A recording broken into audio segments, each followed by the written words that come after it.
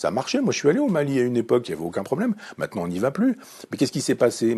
On a paupérisé le Mali. On a fait venir plein de Maliens. Le Mali est devenu pauvrissime. On a continué à exploiter les sous-sols justement pour avoir les matériaux rares qui nous permettent aujourd'hui de faire des voitures prétendument écologiques. C'est-à-dire les voitures hybrides qui fonctionnent aujourd'hui à l'électricité fonctionnent à l'électricité nucléaire.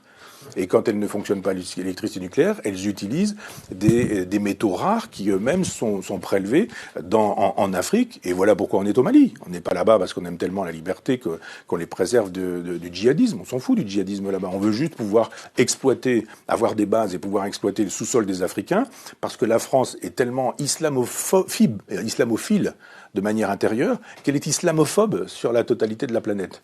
Il n'y a rien de... C'est formidable l'islam en France, mais alors dès qu'on peut tabasser des Afghans, dès qu'on peut tabasser des Irakiens, dès qu'on peut tabasser des Libanais, des Libyens, dès qu'on peut tabasser des Palestiniens, dès qu'on peut tabasser des Maliens, alors là, il n'y a aucun problème, on peut y aller. On fait des bombes, on fait des tapis de bombes, et voilà. 5 ou 6 millions de gens sont morts, de musulmans sont morts dans les frappes occidentales. Pour quelle raison? Parce qu'on vend des armes. Complexe militaro-industriel, possibilité pour les gens qui fabriquent des bombes, des avions à réaction, etc., de dire il n'y a pas de problème. Et après, on fait quoi? Quand on a fait beaucoup d'argent, on finance les chefs d'État américains, qui eux-mêmes financent ces guerres, qui sont des guerres islamophobes. Ces guerres islamophobes génèrent le terrorisme.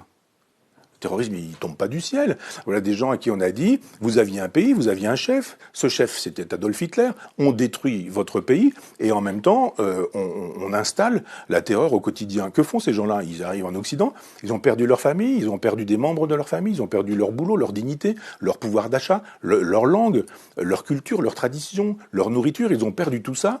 Ce sont comme des animaux en cage et on leur dit voilà, vous avez la liberté, ils sont là, etc. Mais il y a des gens qui deviennent paumés et qui peuvent se faire endoctriner par l'islam politique parce que d'un seul coup, c'est un horizon. Parce que c'est une hypothèse. Si on vous dit, mais vous vivez dans un endroit qui vous déteste, ils sont tous racistes, votre pays, vous n'y êtes plus, vous n'y allez pas, vous n'y retournez pas, puis vous faites quoi? Vous avez un pays qui s'appelle l'islam. Votre pays, c'est l'islam, c'est l'Oumma. Donc je pense que tant qu'on n'aura pas une politique nationale, une politique européenne, une politique planétaire et mondiale, c'est-à-dire tant qu'on n'aura pas de projets qui ne soient pas des projets d'argent, de fric, en disant allez-y, circulez, c'est formidable, plus on a des migrants ici, plus on peut baisser les salaires. Évidemment, vous avez des gens, ils viennent du Mali, ils n'ont pas de papier, et ils viennent dire, mais moi, si vous voulez, je vous fais la plonge. Et on leur dit, d'accord, pas de problème, tu me fais la plonge, mais en même temps, pas de papier, pas de truc, je te donne un petit peu d'argent, pas de retraite, pas de sécurité sociale, les sans-papiers trouvent des petits boulots comme ça, et en même temps, quelqu'un qui arrive et qui dit, mais non, mais moi, je veux un salaire, je veux des vacances, je veux une retraite, etc. On dit, mais qu'est-ce que vous imaginez? Donc, si vous ne voulez pas ce boulot-là, il y en a 200 qui attendent, là. Donc, l'immigration telle qu'elle est pratiquée aujourd'hui, elle fait le jeu du capitalisme planétaire. C'est formidable, l'immigration. Et c'est pas étonnant si le MEDEF est pour, si la droite libérale, la gauche libérale sont pour, et qu'en même temps on dit venez, venez, venez, ça fait une main d'œuvre pas chère du tout, et en même temps on vous humilie, on vous exploite, on vous méprise. On va vous mettre dans des cages à lapins, on va laisser vos gamins dans les caves, il va falloir faire du trafic de hashish pour vivre, de cocaïne, de drogue, etc. Et puis on ferme les yeux là-dessus. Territoire perdu de la République, aucun problème. Tout ça rend possible le business. Ça rend possible le business.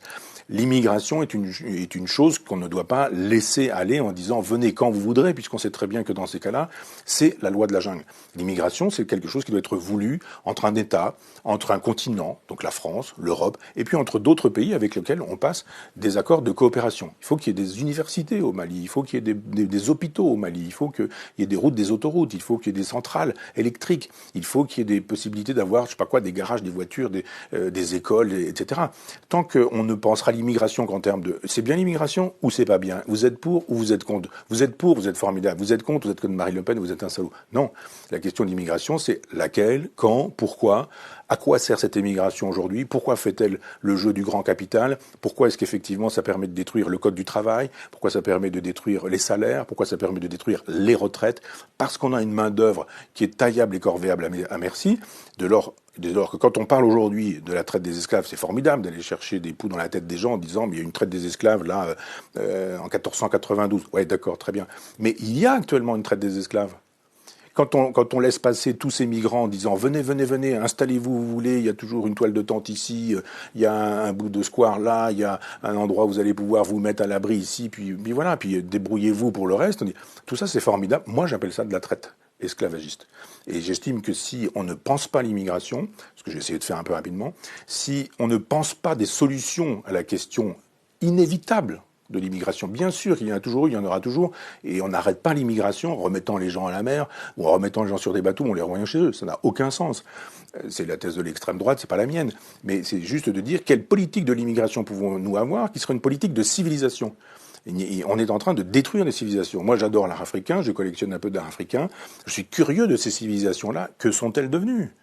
Que sont-elles devenues ? La civilisation, c'est quoi pour ces gens-là ? On a détruit leur peuple, leur langue, leurs coutumes, leur façon de s'habiller. Ils sont tous avec des Nike, des machins, des téléphones portables, etc. On dit, mais c'est ça que vous voulez, un grand marché planétaire ?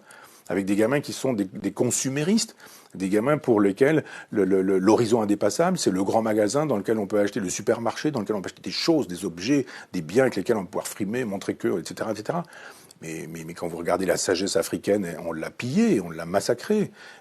C'était une sagesse extraordinaire, une sagesse panthéiste, de rapport à la nature, au temps, aux éléments, à la nuit, au jour, aux étoiles. Moi, j'ai adoré en Mauritanie entendre des conteurs me raconter des choses alors que on avait l'impression sur le toit d'une maison qu'il suffisait de tendre le bras pour décrocher des étoiles. Et on se dit, mais qu'a-t-on fait de la civilisation malienne, mauritanienne ? Ah bah, quand il s'agit d'avoir 3 statues au Quai Branly, c'est formidable, les arts africains, les arts premiers, ça c'est formidable. Mais quand il s'agit de dire qu'avez-vous fait de ces civilisations que vous continuez de détruire ? L'immigration sauvage et libérale, comme elle est pratiquée, est un génocide de civilisation. On tue les civilisations. Mais le grand marché planétaire qui veut un gouvernement planétaire et qui ne veut que des individus qui consomment, quelle que soit leur religion et leur couleur de peau, a intérêt à dire traversez la Méditerranée, pas de problème, venez chez nous, vous allez vider nos poubelles, vous allez utiliser les services sociaux, vous allez vous entasser dans des cages d'immeubles où ça va sentir les urines de chiens, de chats, de pisse, d'humains même, et ce genre de choses. Mais c'est ça qu'on vous propose, vous allez vivre ici, c'est très bien, vous allez voir, avec des dealers qui font régner la loi. C'est ça qu'on veut ? C'est pas l'idée que je me fais de la France, c'est pas l'idée non plus que je me fais de l'hospitalité.